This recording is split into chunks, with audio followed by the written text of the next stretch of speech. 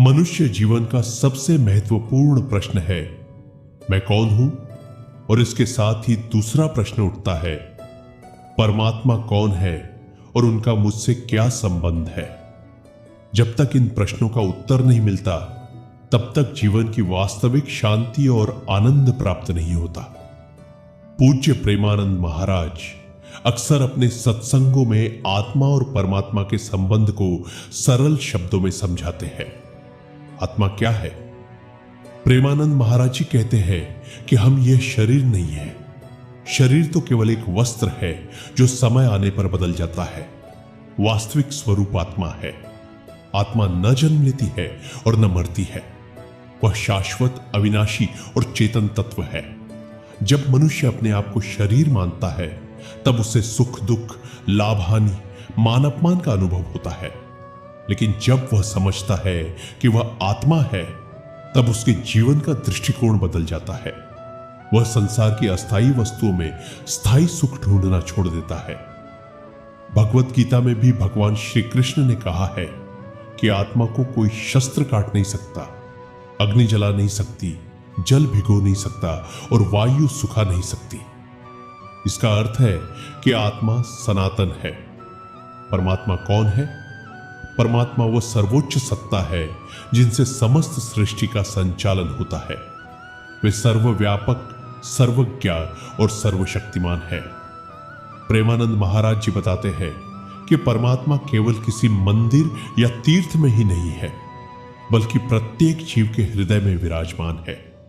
जैसे सूर्य अपनी किरणों से पूरे संसार को प्रकाशित करता है, वैसे ही परमात्मा अपनी शक्ति से समस्त जीवों को चेतना प्रदान करते हैं। यदि परमात्मा की शक्ति न हो तो कोई भी जीव एक क्षण भी जीवित नहीं रह सकता।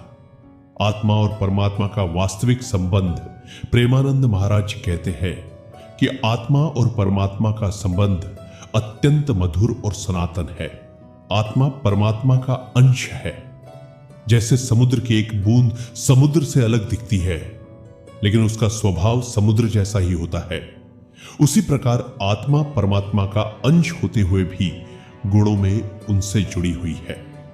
भगवान श्री कृष्ण ने गीता में कहा है, ममैवांशो जीवलोके जीवभूत सनातनः, अर्थात यह जीवात्मा मेरा ही सनातन अंश है।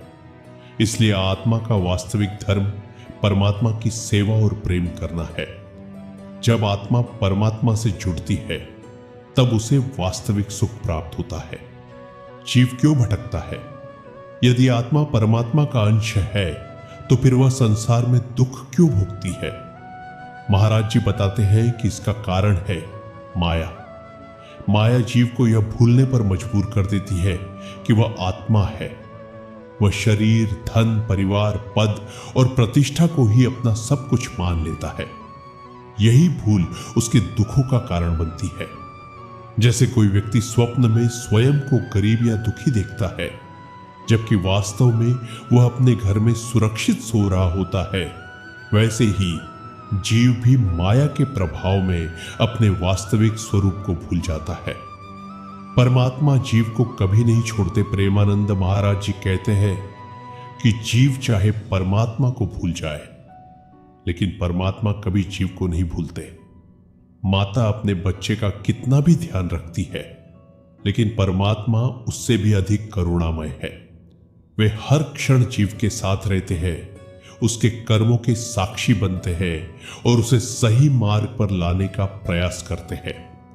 जब कोई व्यक्ति सच्चे मन से भगवान को पुकारता है, तब परमात्मा तुरंत उसकी सहायता करते हैं। इतिहास में अनेक भक्तों के जीवन में यह सत्य दिखाई देता है। प्रेम ही आत्मा और परमात्मा को जोड़ता है। महाराज जी बार बार कहते हैं कि आत्मा और परमात्मा के बीच का संबंध ज्ञान से भी ऊपर प्रेम का है।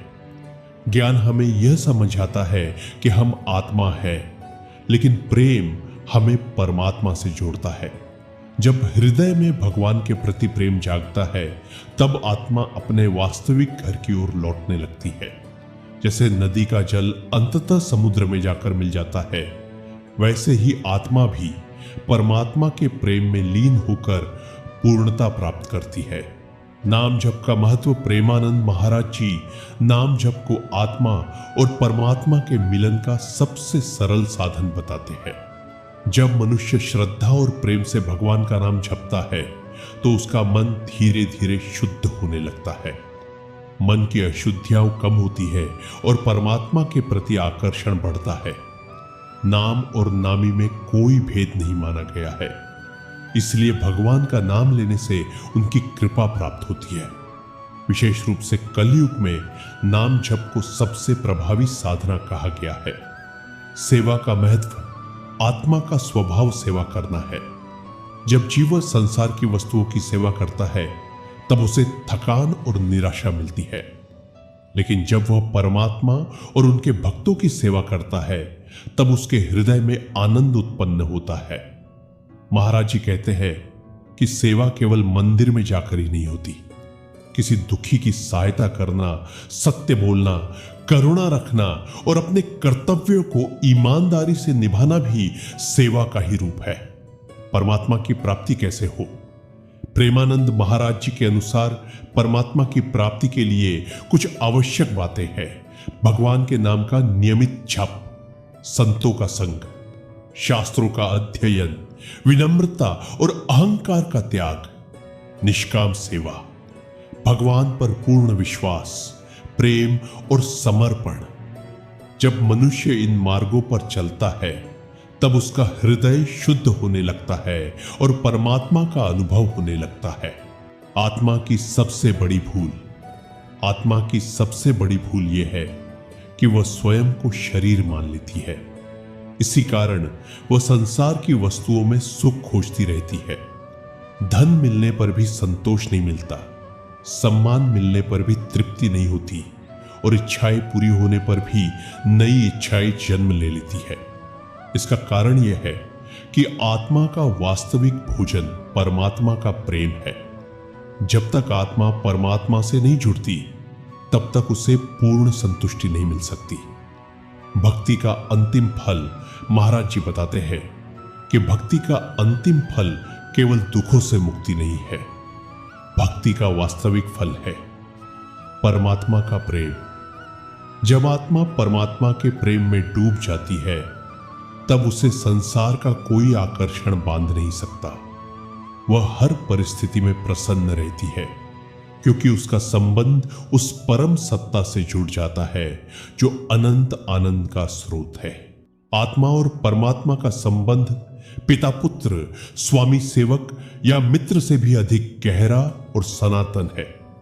आत्मा परमात्मा का अंश है और उसका वास्तविक उद्देश्य परमात्मा के प्रेम और सेवा में जीवन बिताना है। माया के कारण जीव इस सत्य को भूल जाता है, लेकिन नाम जप, सत्संग, सेवा और भक्ति के माध्यम से वह पुनः अपने वास्तविक स्वरूप को पहचान सकता है। प्रेमानंद महाराज जी का संदेश है कि मनुष्य को संसार में रहते हुए भी अपने हृदय को भगवान से जोड़ना चाहिए। जब आत्मा परमात्मा से जुड़ जाती है तब जीवन में सच्ची शांति, आनंद और पूर्णता का अनुभव होता है। यही मानव जीवन की सबसे बड़ी सफलता है।